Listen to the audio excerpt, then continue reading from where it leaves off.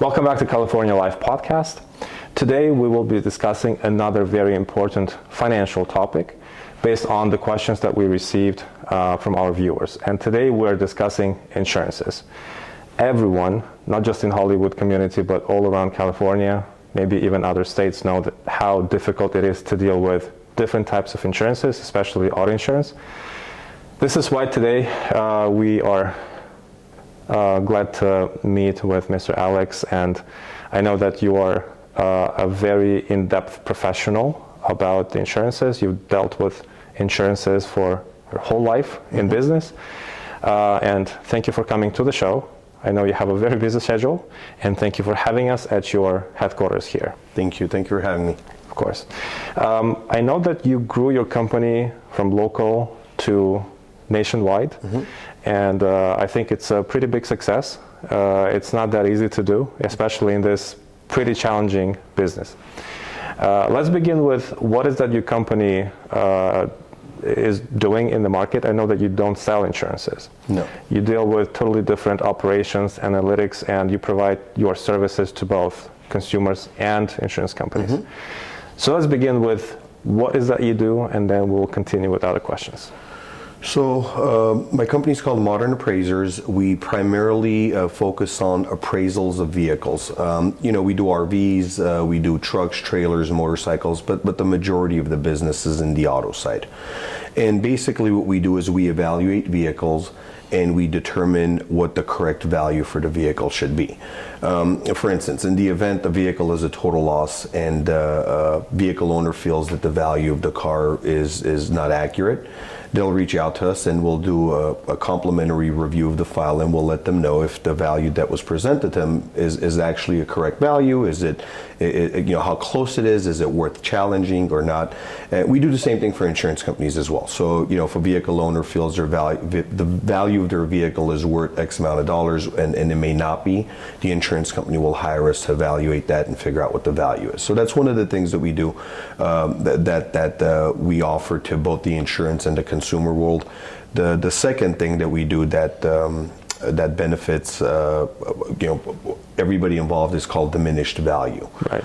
In the event the vehicle is repairable and it's repaired to perfect factory standards, we put together a report showing how much the vehicle has diminished in value as a result of the accident. Even though the car is repairable and even though the repairs were perfectly done, that vehicle is still worth less than a vehicle that was never in an accident in that marketplace. So we figure out what that number is. Right. We know that so many insurance companies are now so difficult to deal with, especially in California. Many of them are leaving California. What is happening with the market in general?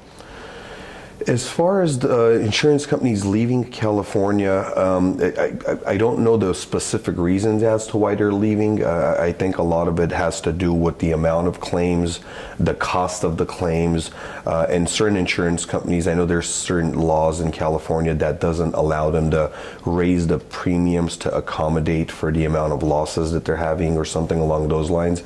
So from what I understand, a lot of the insurance companies are no longer writing policies in the state of California, but have a long-term game plan to return to California after a few years and probably enforce the correct policy amounts after they've came back. I don't know the specifics of it, but it's something along those lines. Right. You've mentioned that you're dealing with, let's say, vehicles which are totaled or they have any other damage. If to compare this to a medical field, right, you as a doctor come and evaluate the condition of the patient, which is already there. But also a good doctor comes beforehand with some treatment preventative. Is there anything that you could advise our viewers in terms of preventative care based on your experience, so they wouldn't have many issues with insurance companies or anything like that? My suggestion is this. I mean, the company that's making you the offer is the company that's paying you for your car. So I don't want to say it's in their best interest to give the least amount for the vehicle, but they're also the party that's paying the amount. So they'll come up with an evaluation, a dollar amount that they feel is correct. My suggestion would be to absolutely get a second, maybe even a third opinion on what your vehicle's worth, just to make sure that the offer that you're getting is a fair amount. Right. In the market of the services that you provide, how do you see your competition doing, and what makes you stand out? To be honest with you, I'm not focused on the competition. We're just focused on growth. We've been growing at a very rapid rate for the last 5+ years or so. We went from specifically working in the state of Nevada, expanding into the surrounding states, and now we're doing business nationally. The majority of our business is coming from, I would say 50-50. About 50% of our business is coming from the consumer side, the vehicle owners. The other 50% is coming from the insurance company side. And there's a certain policy language within the policy. It's called appraisal. Everybody calls it, appraisal clause or right to appraisal. Basically what that is it allows either party, whether it's the insurance company or the vehicle owner, to challenge each other in the event they're in disagreement with anything regarding the ACV, meaning the actual cash value of the vehicle, right, or the amount of loss. And the amount of loss could be multiple things. It could be the cost of the repair, it could be salvage bids, the salvage value, it could be the storage preservation daily fee, it could be the loss of use, the diminished value. So anytime either party disagrees with each other on any of those elements of loss, they have the right to invoke appraisal, and when that's done, the claim goes to 2 independent appraisers, and these independent appraisers work out the details of how much the correct dollar amount should be.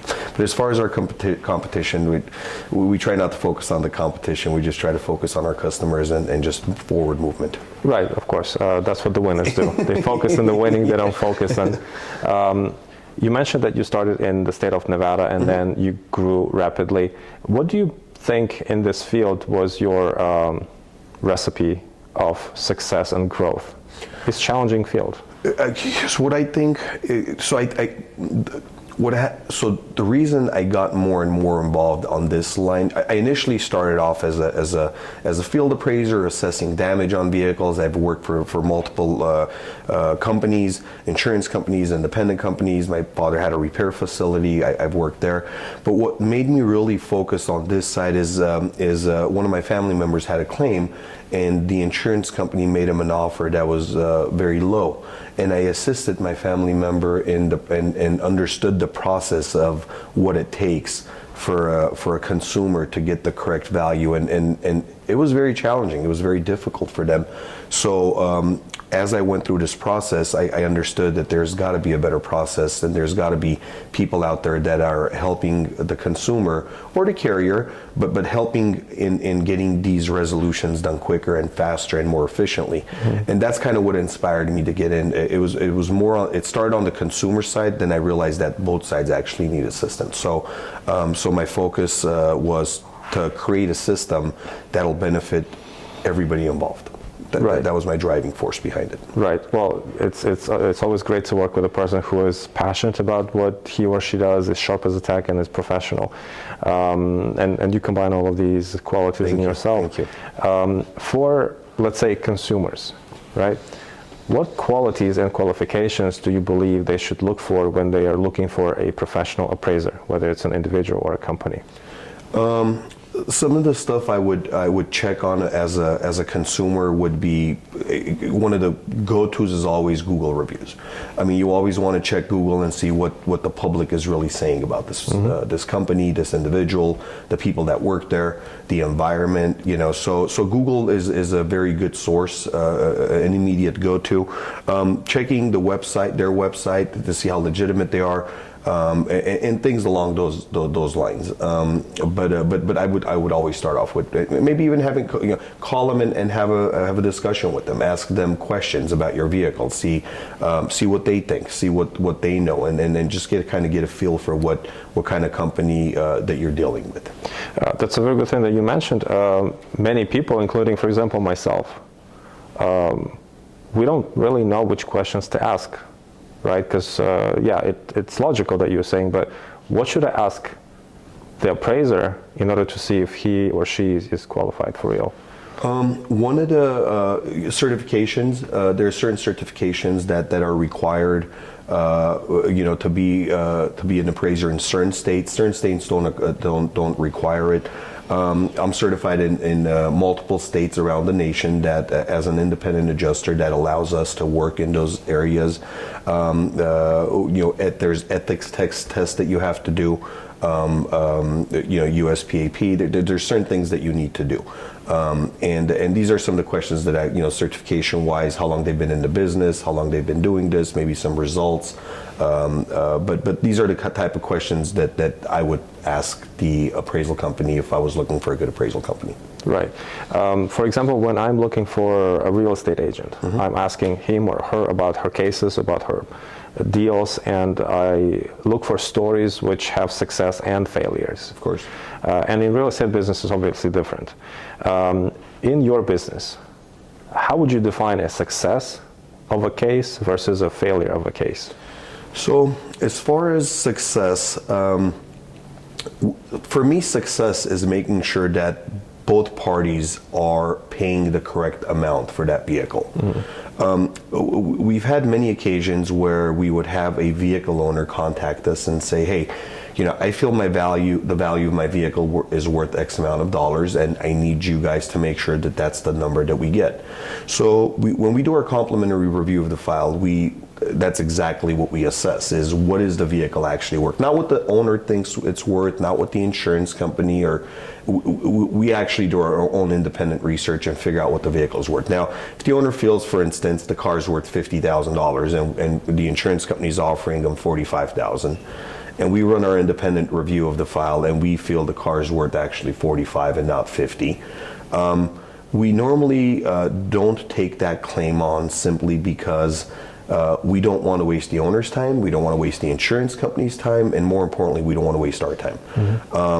To me, that is I don't want to say failure, but it's kind of, it's almost like a failure in the vehicle owner's eyes because we're not accepting their claim. But in my eyes, that's not failure. That's actually a win, because we're saving everybody's time and energy and effort, and we're letting the vehicle owner know, complimentary as a second opinion, that the offer that the insurance company made you was a fair offer. So that would kind of fall into failure question. As far as the success question, going back to that, getting the correct value. If the insurance company offered $45,000, going back to the original example, yet the vehicle should be worth $50,000, we will fight for that vehicle owner to get the correct value for that car, and vice versa. If the insurance company is the one hiring us and the car is, they've offered $45,000 and the owner's just being not reasonable and requesting a higher amount, we will fight for our client, the insurance company in that case, to get him the correct amount to make sure the claim is settled for the correct amount, as opposed to what any party's looking for. So that's the definition of an independent, is we independently do these evaluations and we independently fight for what the correct value should be. You just mentioned this example, let's say of the 45,000 appraised amount by the insurance company, and the owner could want more, or in any case, when you're providing a correct answer, whether it's beneficial to the owner or to the insurance company, or it's in the middle, it's always a success of your correct decision as a professional. It's always successful when you're coming up with the correct numbers. Some people may not be happy with that correct number. Some people may. It doesn't matter which side is happy or not happy. At the end of the day, our obligation is to be fair and reasonable and unbiased, and just be as neutral as we can in our evaluations, to make sure that the correct dollar amounts are being put out there, as opposed to numbers that are being requested by our clients. Have you ever encountered a situation when, let's say, an insurance company would offer $45,000, as in your initial example? The owner would go a little crazy, would want 55, 60. You would come as an independent appraiser and you would appraise it for 35, below what the company was offering. Has that happened? It has happened. The numbers were not that drastic. So we've had situations where, for instance, it was off by a little bit. Going back to this example, if the insurance company came in at, let's say, 45, the vehicle owner wanted 55, and we did our numbers, and usually we wouldn't come in at 35 because insurance companies don't make mistakes like that. Usually we might come in at maybe like a 44, like a slightly higher or lower, depending on location or trim or condition, etc. If that was to happen, if it was the vehicle owner that was trying to hire us in that situation, we would let the vehicle owner know that, hey, the numbers we're coming back with are roughly around where the insurance company's at. It may be even a little bit less. Our recommendation to you would be to take that offer the insurance company gave you, and vice versa. I mean, if we run the numbers and the owner is right, and the car should be 55 as opposed to 45, we would let them know, no, we think the car is actually more. The insurance company may have missed an option or something that the vehicle is equipped with that was not taken into consideration. Therefore, allow us to speak with, notify the insurance company, get them to hire an independent appraiser, and we will work with the other independent appraiser to get you the correct value for the vehicle. But in the case if you're coming with a lower amount than insurance company is offering, will you also inform them, like, hey guys, you're offering more than you should, or? So it depends on the situation. If the insurance company is the one that's hired us, we would absolutely let them know because they're the ones. But normally before we're hired, we are asked to look at the rough numbers before we're hired. So most of it would be suggestion and our opinion of what the numbers should be. For instance, if the numbers are a little bit less, normally most insurance companies, once they've made an offer, it's the undisputed amount. So usually that offer kind of sticks. They're very most insurance companies are very reputable in terms of not going back on the offer that they've made. Even if I was to contact them, or the vehicle owner, or when someone from my office would contact the insurance, say, hey, 45 was your offer, we think it's worth around 43. They'll take that information in, but usually they're really reputable, and they'll stick to the number, the undisputed number that they've offered the owner. Right. Well, it's definitely a very interesting field, and there are so many things to learn in order to just keep your own finances safe. In terms of this education, what sources would you recommend people to get to learn in order to not be so fragile without knowledge? I would say just ask questions. That's the number one thing. Whether it's contact contact professionals that are in this field, whether it's calling Modern Appraisers or another appraisal firm that does similar services. My recommendation would be to reach out to the professionals. Some companies charge to review the reports. We do it complimentary. And send us your paperwork. Let us take a look at it, and we will honestly tell you if there's if the reports or the numbers that were given to you are accurate. Are they not accurate? In which direction are they not accurate? And then based on that, you as a vehicle owner can make a decision. Do I want to move forward with invoking the appraisal clause? Do I want to move forward with diminished value, or any of the elements of loss that you disagree with based on the information that we give you? Thank you, Alex. That was extremely valuable. I believe it's also valuable to our viewers. I'll be looking forward to our next episodes because it's such a deep field, and we need to learn a lot in order to keep our finances safe and our vehicles and our lives. Thank you for having us again at your beautiful facility. Thank you for coming to the show, and we'll stay in touch with you, and we'll make sure to share your contacts with our viewers to help them connect with you and get the best experience. That's very important. Thank you for having me. I appreciate it. Thank you. Thank you.